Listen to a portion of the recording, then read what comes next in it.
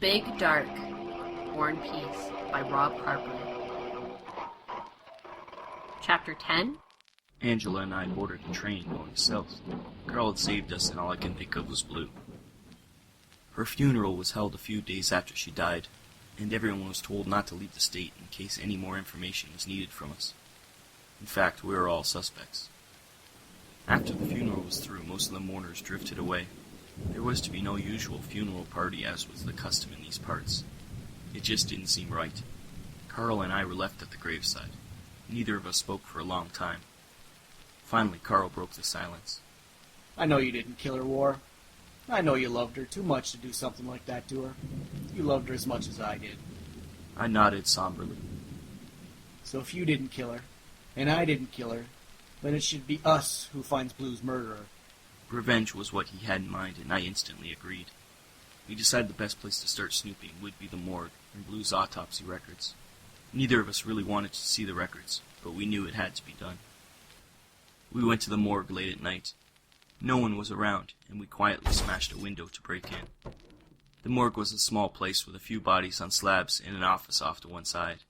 We quickly went through the filing cabinet housing all the files and found Blue's records.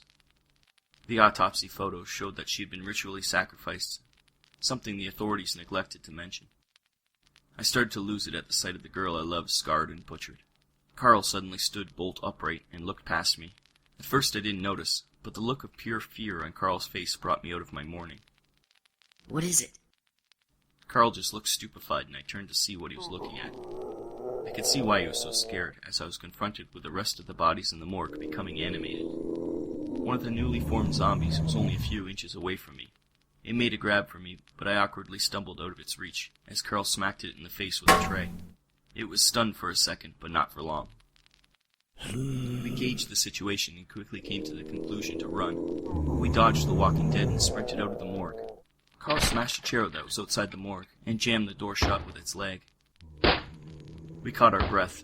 Ritualistic murder in The Walking Dead sounded like some major magic, and the only person we know who was into magic was Nima. Carl and I made our way back to the house, a little shaken but mostly just mad.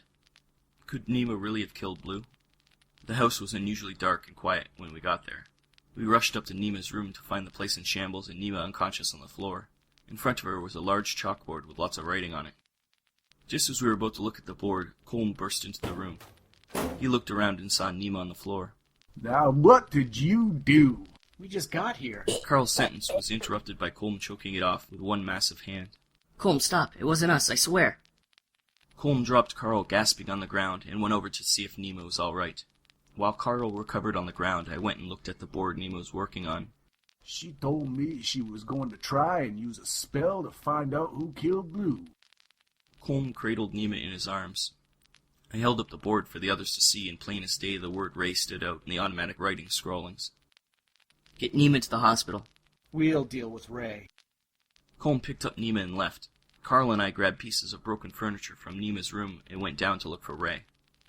We found him alone, in the dark of the living room. His shadow in the gloom had a definite demonic outline, but I really didn't think much of it at the time. I had other things on my mind. Carl hesitated to rush him, sensing something about him wasn't right. I just wanted to protect you all, make sure you were raised right. I had your families gotten rid of, so you could join me here. Blue tried to run away, and I had to kill her. You're all demons, offspring of fallen, and one day, not so far away, you will join your families and rise up to rule this world. I had heard enough and rushed Ray with my table leg above my head. I wanted to put this madman down. Carl went for the rifle over the mantel. Ray threw me across the room, and I knocked over some of the oil lamps that lit the house, and a fire started up. Carl then tried to shoot Ray, but he was too quick for him. In a blur, Ray was on Carl, and he easily swatted the rifle out of his grasp. Ray held Carl up by his throat. Ray looked somehow bigger in the near darkness. I had high hopes for you. You, Carl, unlike Warren, who was too much like his father, have a chance at greatness. Ray looked over to where I had landed, and I stood up with the rifle. Carl saw his opportunity and kicked Ray in the groin. Ray dropped Carl, who quickly got out of the line of fire, and I started to open up with the lever-action rifle. I wasn't the best shot, and I missed as much as I hit, but I hit nonetheless. One of my misses blasted the lamp on the wall, and a large fire quickly sprang up to engulf Ray. I saw a very demonic Ray writhe in the flames. I thought it was a trick of the light then, but I know better now. Carl and I rushed outside to see the house being engulfed. We stood side by side, and hoped that by killing Ray, we have somehow saved Blue's soul. That was the last I saw of Carl until a few days ago. We had never been friends, but he had shown time and time again that we weren't enemies either. I look over at Angela, who's sleeping against the train window.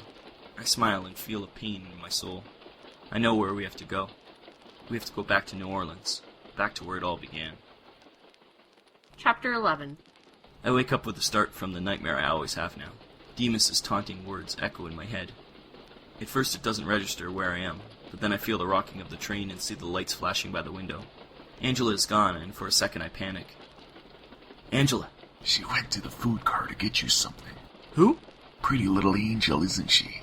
If I thought you'd be able to defile her, I might let you live. What? Before I can even figure out what the hell is going on, someone lunges at me from the semi-darkness. The man is dressed all in black and is of average look and build. He scowls as he leans his forearm into my neck with all his weight. He is strong, but not supernaturally so. A man, then, or a demon, but at least not a fallen. Shh. We wouldn't want to attract any attention now, would we? I feel the room spin as the blood is deprived from my brain. My attacker's breath is rancid, and I focus on that to keep myself conscious. With what little strength I have left, I push him off and instantly fumble for my gun. The man is back on me before I can even pull it out of the holster. We fight over the sheathed weapon, but it dances out of both of our grasps and thuds onto the train cabin's floor. For a split second it is calm, and out of the corner of my eye I notice how fast the landscape speeds by. We must be in farm country away from the city. No stop soon, and Angela is not here. Not like she could really help, but her presence would be reassuring. Once again the man leaps on me and tries to choke the life from my body. His hands grip my neck, but this time I am ready for him. With all my strength I slam the attacker against the train window, temporarily stunning him. The force in which we hit drops the window open and a huge rush of air enters the cabin. The man recovers, grabs me and pushes my upper body out the window in a blur. He is fast, probably a demon then. I struggle, but the man's leverage has me caught. I look into the rushing wind and see a telephone pole coming up very fast, and a new rush of power surges into me. I push my way back in just in time when the pole whips by the window. I then twirl the man out the window in my place. I push the man's face under his jaw and keep my weight on him to stop him from reversing our positions again. Who are you? Did Demas send you? Oh, I work for a higher power than a star-off war and peace. I work for... He just stops and smiles. Before I can ask what he's smiling at, a pole slams into the side of his head. Blood and other matter spray the side of the train as the man's clothes hook the pole and drag him bodily out the window into the night. I fall back shocked as Angela opens the cabin door, oblivious to what has gone on. Oh, you're awake. I got you a sandwich. I hope you like it. It's all I had. I slump to the floor, out of breath. What? Are you alright? I laugh, even though my throat is swelling and it hurts. I climb back into my seat. I look at Angela, and our eyes meet. The dame really is pretty, especially when she's confused. To be continued.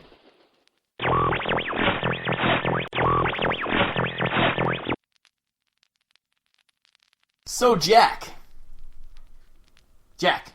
Yes, Rob. if I was going to support a local audio podcast who I loved because the people are just so damn personable, so how would I go about supporting such a small podcast?